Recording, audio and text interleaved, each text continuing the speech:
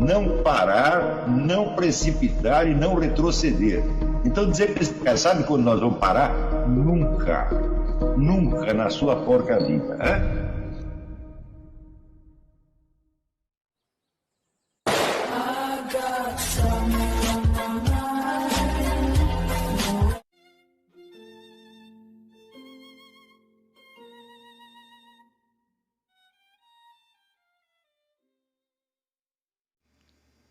E aí pessoal, tranquilo? Então vem aqui antes do vídeo começar, pedir para vocês se inscreverem, quem não for inscrito, compartilhar, curtir, comentar. Quem puder seja membro do canal, que isso ajuda bastante. Tem também o link do Apoia-se. Quem puder ajudar nosso canal e apoiar financeiramente vai ser muito bem-vindo. Mas o mais importante é transmitir o conteúdo e os conhecimentos do professor Olavo de Carvalho para mais e mais brasileiros. Então compartilhe e ajude aí nossa causa. Muito obrigado a todos os membros, apoiadores do canal. Fico muito feliz. Tenho certeza que a gente está no caminho certo. Então fiquem com o vídeo e até mais. Valeu! No entanto, a gente vê que raríssimas pessoas têm uma ideia consciente, né, deste verdadeiro eu no qual elas consistem. Elas falam de si, mencionando apenas as suas partes, tá certo? E às vezes reduzindo-se às suas partes, né? O indivíduo, por exemplo, que acredita que é o cérebro dele que compõe o seu eu, né? Ele está primeiro se reduzindo ao eu narrativo, né? Em segundo lugar, reduzindo este eu narrativo a uma função neuroquímica. Sendo que até hoje não se descobriu nenhuma relação entre qualquer fenômeno neuroquímico e um negócio chamado consciência. Nunca se descobriu e nunca se descobrirá. Tá certo? Porque os fenômenos neuroquímicos são aspectos, são partes que justamente este eu unifica. Tá certo? Então, a gente vê que ao longo do século XX, muita gente se queixou, vamos dizer, da fragmentação da imagem do mundo, né, da fragmentação da consciência, etc, etc. Mas não há como você parar essa fragmentação se, em primeiro lugar, você não decretar que você mesmo existe. Existe, vamos dizer, como um ser perfeitamente real, perfeitamente contínuo, e que não pode ser conhecido como objeto. Só pode ser conhecido, de fato, como sujeito agente.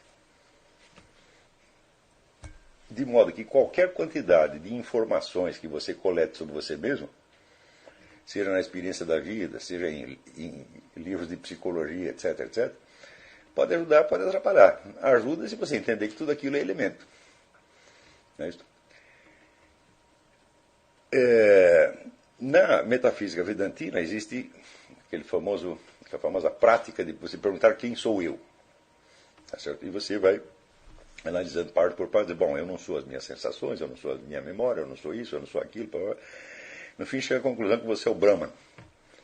Isso está totalmente errado, porque você não é o Brahman. Não é e nunca será. Né? Então, essa análise vai muito bem até um certo ponto. De repente ela dá um salto. Quer dizer, superando as sucessivas decomposições do eu, ela dá um salto em seguida para uma unidade absoluta. Mas isso, na verdade, é fugir do problema. Porque entre esses vários elementos separados que compõem a minha psique e a unidade absoluta, tem que ter alguma coisa. Tem que ter um intermediário. Né? E esse intermediário é justamente o que nós chamamos de alma imortal humana. Quer dizer que, em termos bíblicos, nós podemos dizer que isto é a isto que Deus se refere quando ele fala: eu te conheci desde antes da criação do mundo. Né? Então, Deus pode falar isso para qualquer um de nós. Tá certo? E isto é a nossa verdadeira unidade. Então, é claro que este eu, assim concebido, ele existe para muito além da sua existência física, para muito além das funções neurocerebrais, até das funções psíquicas que nos compõem. Dito de outro modo, não há outra maneira de nós nos conhecermos senão quando nos encaramos a nós mesmos como sujeitos agentes num plano que não é totalmente de eternidade, mas é de perenidade. Né? Quer dizer, é na perenidade ou na eviternidade que nós existimos. Nós não existimos na eternidade, por quê? Porque nós fomos criados. Eterno aquilo é o incriado, o que nunca foi criado, o que sempre existiu. Nós não somos assim, nós fomos criados. Então nós temos um começo. Tá certo? Mas temos um começo, mas não temos fim. E isso é o que se chama eviternidade ou perenidade. É lá que nós estamos, é lá que está o nosso verdadeiro ser, e é só ali que nós podemos captar isso. Agora, entre a vida diária, com toda esta fragmentação de estímulos que você recebe do ambiente, tá certo? E entre toda a sua própria confusão e fragmentaridade interior,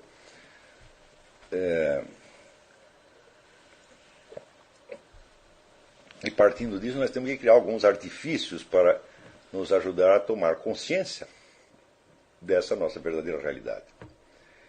Tudo aquilo que nos dê um senso de continuidade no tempo é bom para isto. Certo? Assim como tudo aquilo que nos dê um senso de totalidade da existência. Lembrando sempre que tudo isso são imagens, né? São apenas imagens, são como se diz, figuras de linguagem. Né? E eu há muito tempo eu uso esse recurso da coleção de melodias. Eu estou 24 horas por dia passando alguma melodia na minha cabeça. Se o que acontece em torno pode se integrar na melodia que eu estou recordando, muito bem. Se não pode, eu aumento o volume da melodia e não presto atenção no que está acontecendo em volta. Né? Este é o truque. Não são todas as melodias que servem para isto, porque quer dizer, as melodias, toda a música folclórica, popular, etc., etc., ela tem certos aspectos morais que estão ligados a ela. Então, a melodia que tenha sido composta sem, vamos dizer, um sentido moral,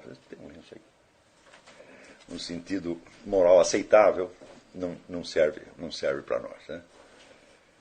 E por isso é evidente que eu dou muito mais importância a melodias mais de tipo folclórico ou popular no sentido estrito e não, vamos dizer, a música industrial, por exemplo.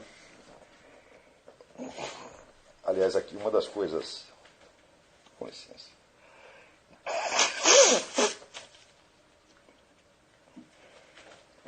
Uma das coisas que ficam mais claras aqui na experiência que eu estou tendo com a música popular aqui nos Estados Unidos é a diferença brutal que existe entre a música country genuína e ou a sua versão industrializada ou a música industrializada em geral. Tá certo? Os grandes compositores e cantores country, eles todos falavam da sua experiência real. A música tem um sentido narrativo muito forte. Tá certo? Quando você na música industrial, já não é isto, já é uma imitação. É uma segunda versão disto, feita para um propósito industrial, comercial específico. Propósito que os primeiros compositores já não tinham. Tá certo? E, de certo modo, vamos dizer que eles compunham para si mesmos e para o seu grupo de amigos. E só, em segundo lugar, aquilo chegava, vamos dizer, a um público. Né? É muito interessante você acompanhar a vida de alguns desses compositores da música country. Muitos deles se conheciam, eram amigos. Eles compõem, de certo modo, uns para os outros. Tá certo? Ou para si mesmos. É claro que depois apresentava aquilo num show, mas o show não era senão, de certo modo, o mesmo círculo social ampliado. Tá certo? E esse público captava, então, instantaneamente aquela emoção, aquele sentimento que os cantores estavam passando, como se eles próprios participassem disso. Então, era, de certo modo, era a voz de todo o povo que ecoava, né? Nas mentes daqueles compositores. Depois, é claro, hoje em dia você não encontra mais isso. Não tem mais, quer dizer, o sistema aí da chamada indústria cultural tomou conta e ela dita as normas. Ela dita as normas não só em função daquilo que lhe parece ser aceitável pelo público, por um público que é concebido como uma espécie de média estatística e não uma vivência real, mas em função, às vezes, de certas alterações de comportamento que eles querem induzir nesse público, ou seja, a música usada como um instrumento de manipulação e de engenharia social. Praticamente, hoje, é só isso que se encontra. No cinema também é a mesma coisa. Eu digo, hoje, dificilmente se faz algum filme que não seja pura engenharia social. Tá certo? Então, esse é um material que, vamos dizer, esse é veneno puro. Você consumir essa coisa é realmente você se imbecilizar. Tá certo? Principalmente quando aparece algum filme, uma coisa assim que pareça ter um sentido esotérico muito profundo, aí é que a imbecilidade vai mais fundo. Né? Um dia tem uns amigos meus que chamaram para assistir o filme Matrix, e eles estavam assim deslumbrados com Matrix, aquilo parecia que era a revelação. Né? E daí eu assisti os 15 primeiros minutos e não aguentei mais, porque ali era um mundo falso. Mas era um mundo falso tão completo, que, por exemplo, o sujeito te dava uma banana, o negócio tinha aparência de banana, tinha casca de banana, tinha polpa de banana, tinha gosto de banana, nascia numa bananeira, nascia no terreno onde se planta banana, mas era tudo falso. Então era a imitação completa. Né? Eu digo, escuta, mas espera aí, eu não posso assistir uma coisa dessa. Né? A ideia da imitação completa, ela em si é autocontraditória, né? E eu não posso ficar impressionado com uma coisa que eu já sei que é autocontraditória e que jamais acontecerá em nenhum mundo concebível. Tá certo? Então, se há um problema no mundo que não existe, é esse. Quer dizer, você criar um mundo de sensações físicas totalmente falsificado, 24 horas por dia, e falar, não, posso me preocupar com tudo, menos com isso. O diabo é poderoso, mas não tanto. Né? Então, assisti os 15 minutos daquilo e chegou uma hora e falei, não, isso aí é uma coisa realmente para retardado mental. Tal como, né, o tal do Exterminador do Futuro, que voltava para o passado para alterar o seu próprio futuro, né, sem se preocupar com o que acontecia durante essa transição. Né, de onde estava a transição? A transição ocorreu no futuro, no presente ou no passado. Tá certo? Então, os camaradas não esclareciam nem isso. Então,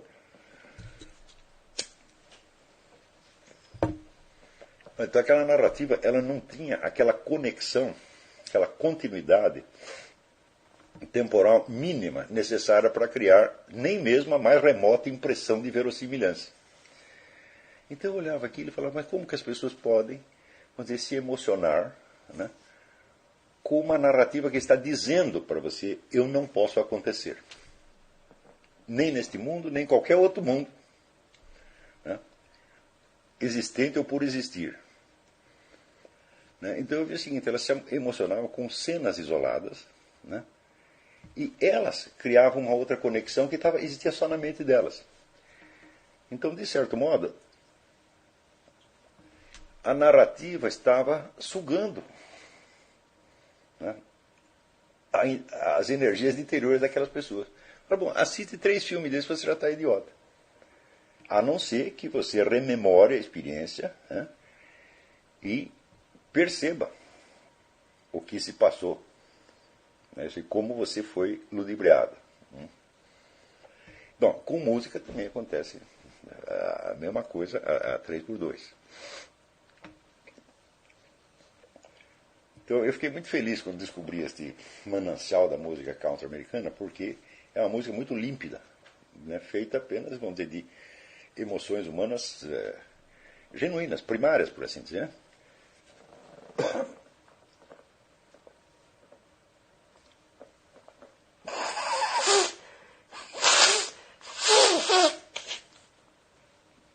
E onde eu não vi, até agora, nenhum elemento, vamos dizer, de falsificação ou de manipulação. Né?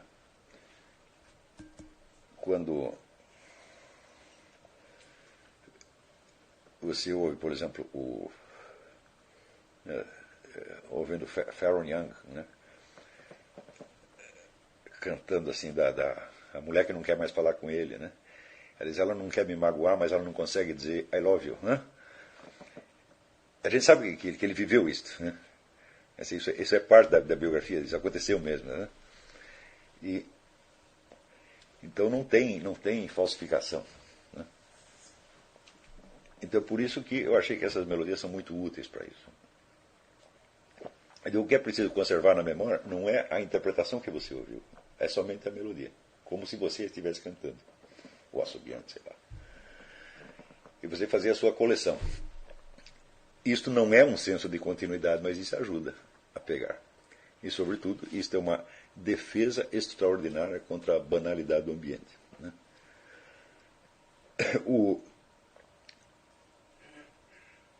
Um elemento muito importante, vamos dizer, para a formação de uma pessoa intelectualmente preparada, é ela conseguir uma certa independência em relação ao ambiente psíquico em torno. Né? Então, você não se deixar levar pelas solicitações, pelo magnetismo de estímulos que só vão banalizar você e vão fragmentar a sua atenção. É você recusar a atenção ao que não interessa. Isso é muitíssimo importante. Porque você para... Vamos dizer, como é que se faz para um filósofo, como se faz um grande romancista, um grande escritor? Bom, é fácil você perceber.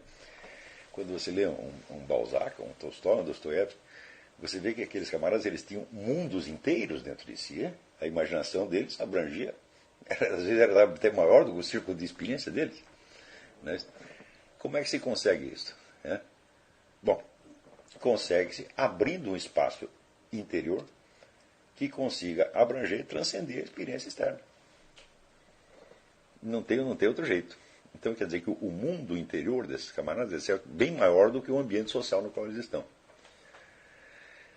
Isso quer dizer também que experiências que foram vividas em outras épocas, em outros lugares, e que são absolutamente inacessíveis na experiência real hoje, se tornam acessíveis para você. Como, por exemplo, você compreender os diálogos platônicos. Né? Aí o Paul Friedlander já nos deu o exemplo de como se faz isso. Você vai se transpor imaginativamente àquela experiência, você vai vivenciar aquele diálogo, você vai se tornar um dos discípulos de Platão. Você vai ver como eles, sentir como eles, etc. Você só pode fazer isso por imaginação, porque eles todos já morreram e o único documento que sobrou foi o texto dos diálogos. Né? Então você vai encenar aqueles diálogos como se fosse um teatro da sua mente. Não é fazer como na USP, nós vamos pegar aqui o texto e vamos decompor e vamos analisar. Não. Isso aí você pode fazer também depois que você tiver preenchido aquela leitura com os elementos imaginativos. Se você for fazer antes, então você está secando o material. Tá certo? E então você cai então, numa espécie de intelectualismo masturbatório que não leva a coisa nenhuma e que é profundamente insatisfatório.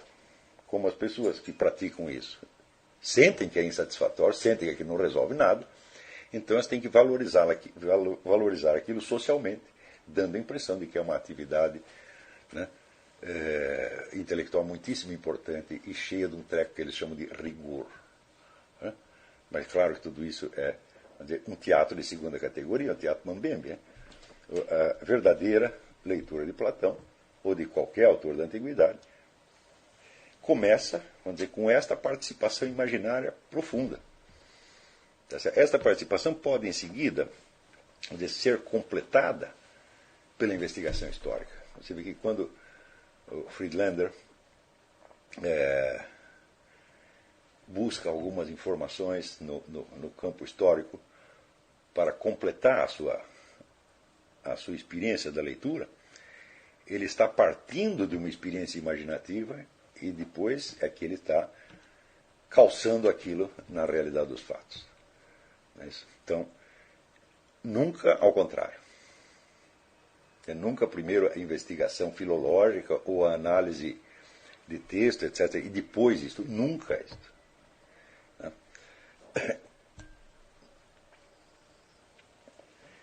Então, para isto, significa que você precisa ter, vamos dizer, uma imaginação possante, né?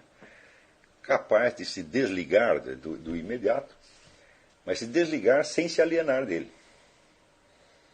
Você não se trata de você viver no mundo da lua. Né? Trata de você integrar a experiência momentânea, geralmente banal, num mundo maior. Tá certo? Agora, se você sente que a experiência imediata, o meio imediato, está oprimindo você e você quer fugir dele, aí você está lascado. Porque não se trata de fugir, trata-se de engoli-lo e transformar em outra coisa. Então,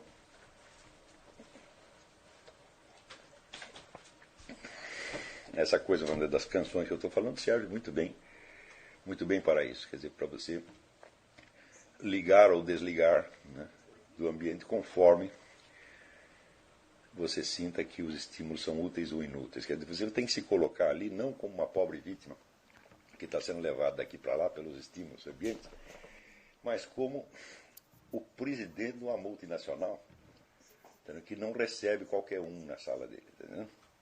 Então, você quer falar comigo, você tem que passar pela secretária, pelas relações públicas, pelo não sei o quê, e daí eu vou ver se te dou atenção. Quer dizer, eu estou sabendo que você está ali, estou sabendo que você está solicitando a minha atenção, mas não vou te receber assim, sem um sério motivo. Tá certo?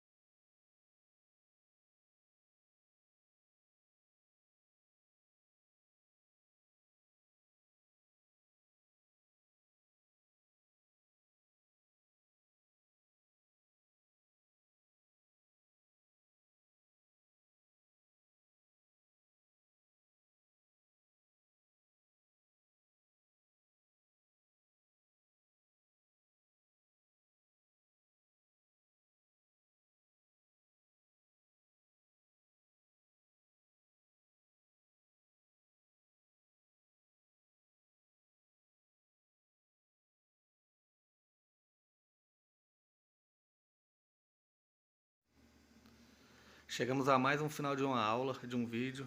Espero que tenham gostado. Quem não se inscreveu ainda, se inscreva, compartilhe, comente. Ajude o nosso canal, apoie, seja membro. E ajude o nosso canal a chegar a cada dia a mais brasileiros que precisam muito do conhecimento do professor Olavo de Carvalho. Então é isso aí, fique com Deus, até o próximo. Valeu! Então é isso aí, pessoal. Que é o nosso canal. Que são alguns livros que eu já li. A maioria foi doação, mas alguns eu adquiri, professor Olavo de Carvalho. Alguns livros se perderam aí que eu emprestei. Professor Alexandre Costa. A Bíblia Sagrada. 10 lições sobre Karl Marx. Indico a não ler esse livro, que é muito ruim mesmo. Alguns pensadores aqui que realmente, como o professor Olavo de Carvalho disse, não são pensadores. Valeu, tamo junto aí. Apoie nosso canal, seja membro.